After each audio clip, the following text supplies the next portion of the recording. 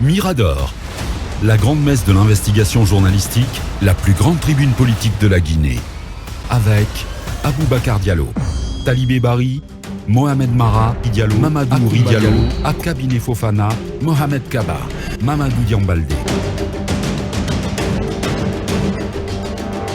Bonjour à tous et toutes, merci de votre fidélité sans cesse renouvelée au programme de la 95.3 FIM FM.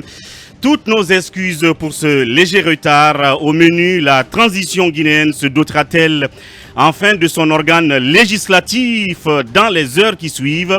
Une question qui vaut davantage son pesant d'or à quelques 48 heures d'un sommet extraordinaire des chefs d'État de la CEDEAO à Accra, après la collecte d'une myriade de listes individuelles et collectives déposées dans ces locaux. Le ministère de l'administration du territoire et de la décentralisation, apprend-on, les aurait transmises au CNRD, la nouvelle junte militaire guinéenne. Nul besoin de prévenir que l'arbitrage ne sera pas facile entre ces listes si conflictuelles que le processus de leur constitution a failli faire voler en éclats de nombreuses entités.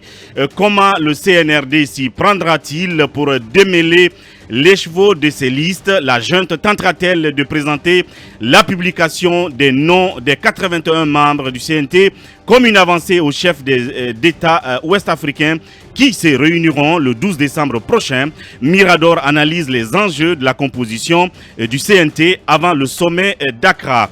Un autre sujet, les transferts électroniques devenus monnaie courante en Guinée depuis une décennie sont de plus en plus encadrés. En témoigne le décret publié dans la nuit d'hier portant réglementation des transactions électroniques.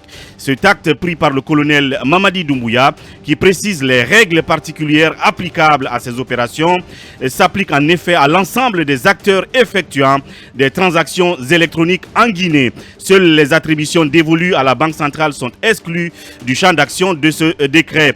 Alors, quelles sont les lignes de force de ce décret? Qu'est-ce qui va désormais changer dans les transactions électroniques? Ce décret va-t-il entraîner des coûts supplémentaires pour les utilisateurs? Des questions et d'autres que Mirador posera à Mami Diaby, directeur général adjoint de l'autorité de régulation des postes et télécommunications, qui sera en studio avec nous sous le coup de 10 heures. Et puis le 11 février 2013, un avion transportant 11 hauts gradés de l'armée guinéenne s'écrasait à 50 km de Monrovia. Ce jour, la délégation conduite par le chef d'état-major général des armées, le général de division Souleymane Kelefa Diallo, devait prendre part à la célébration de l'indépendance du Libéria. Les enquêtes diligentées à l'époque avaient conclu à un accident dû à une défaillance technique de l'aéronef de l'armée guinéenne. Pour perpétuer la mémoire de ces militaires, le ministre délégué à la Défense nationale, le général à la retraite Aboubacar Sidiki Kamara, a inauguré ce mercredi une stèle sur le site de cet accident à Charleville, au sud-est de la capitale libérienne. Quel sens revêt ce geste des nouvelles autorités guinéennes?